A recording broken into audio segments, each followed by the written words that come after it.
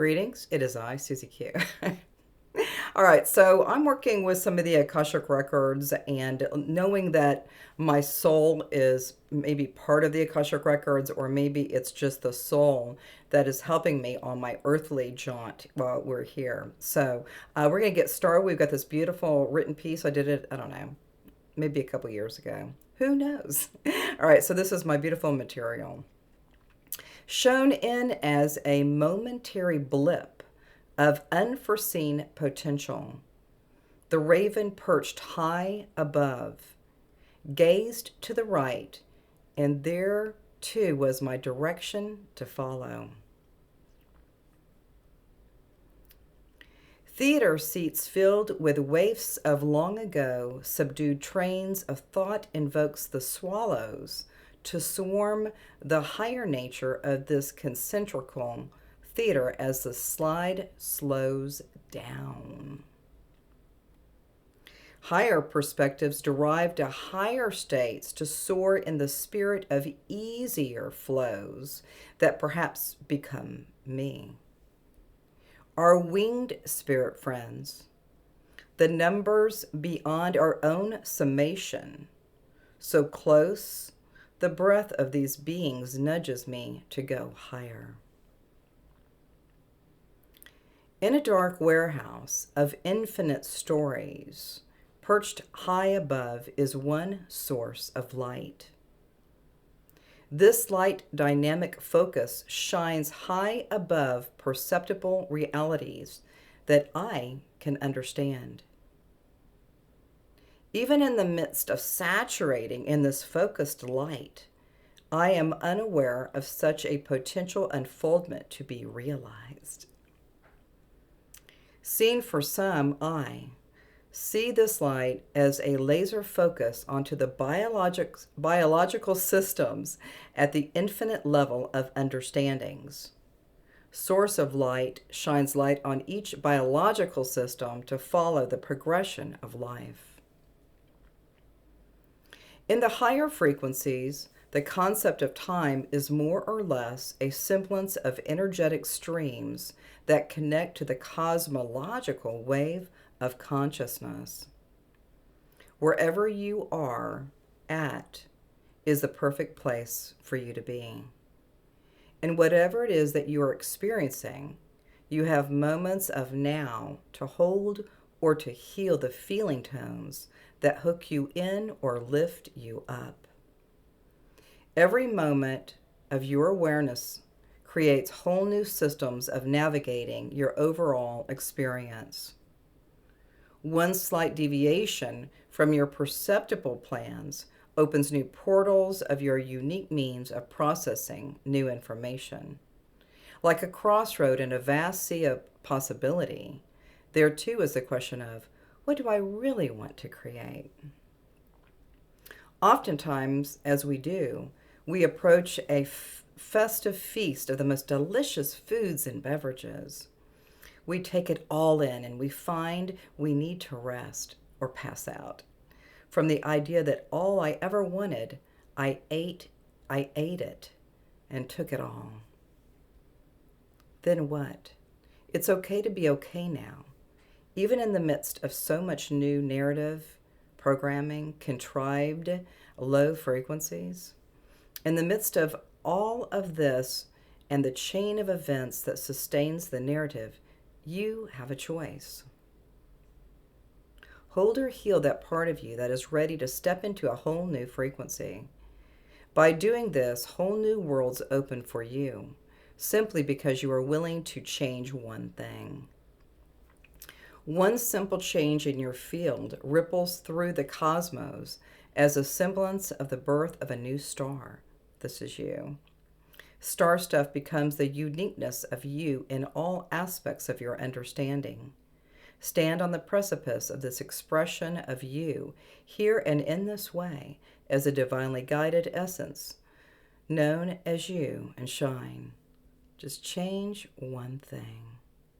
Repeat this, change one thing, and experience the cosmos within and welcome the frequency matches as your own. One plus 1 equals 1. I don't know. So weird. So when I'm writing, I get information usually on my right side, and I just even if I get just 1 or 2 words, I can start the automatic writing piece, and sometimes I have to pause because I'm like, what's the next word, or what else is going to happen, and what does the word mean, and how do I spell it? So all of these states of consciousness are helping us, right? So you could say it was the Akashic records, or my soul was whispering into my right side of my eye with my ear, and they may be just sitting in some little blips of energy. And so sometimes the words get in the way, or people get kind of tongue twisted. I get tongue twisted even reading this, but then some of these states of consciousness are always helping us. It's always helping us. When we get the guidance, and we get, let's just say in the morning, if I am busy doing other stuff, if I could just, I get 1 word or 2 words, I can just write it down real quick, and then I automatically go back into that spirit talking that's working with me on the right side. So, so it's really neat when we're able to just be who we are, right? Just be in that state of here I am, and so it's really been fascinating. It's been a fascinating experience since 2008 when I started, just kind of listening, just listening. These messages were there for me, I guess. And I think a lot of people have this too. They have maybe some thoughts that come in that are like, "Where's that from?" Or "Is that for me?" Or maybe some people can't understand it. Maybe they're getting some guidance, and we always know when it's kind of that soul's expression, it's always going to be helping us. So there's nothing that's going to be fearful or downtrodden, or lack and less energies, but it's always going to be uplifting you with your soul, or even looking at the Akashic records too. But now I'm looking at it more as the soul is actually, my soul is, I'm part of a soul group, right? And then I'm noticing that all of the support that I have from these written pieces are helping us, helping me. So when you start noticing that there's maybe some different things showing up in the field, you might just take a moment and pause and just see what's happening for you. Are you getting messages? And messages could come from I could hear it, from a proper English woman at the beginning, and then eventually I didn't have to have that different dialect, right? The dialect was really different at the beginning in 2008. But you may get a message, like even this morning and yesterday, I kept seeing these white feathers, on my walk, white feathers. So those are messages.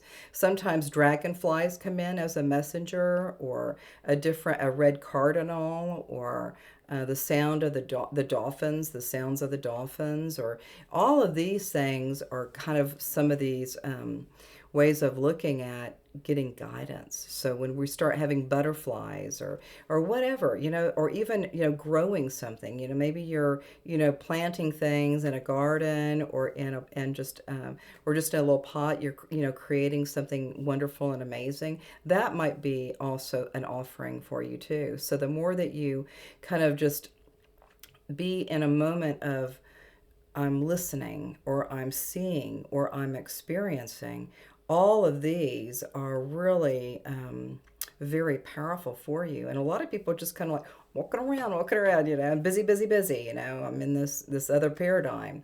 But if you can, is just take a moment and just pause. Something may be wonderful, maybe a beautiful bird.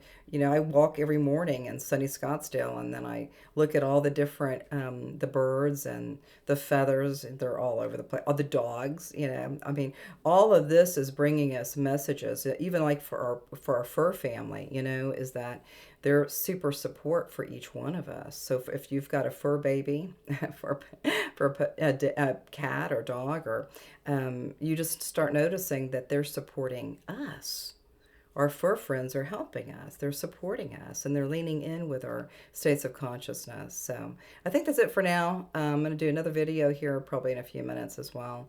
But just when I'm reading these words and these automatic writing pieces or the soul's words, is just if the words get kind of tricky, so it gets tricky for me, is just know that you're raising your vibration into a higher state of consciousness. So don't get too triggered or too engaged with the words, but feel into the breath of life that you are, how precious you are, how amazing you are, and what else are you creating today. So we'll see you soon, and namaste.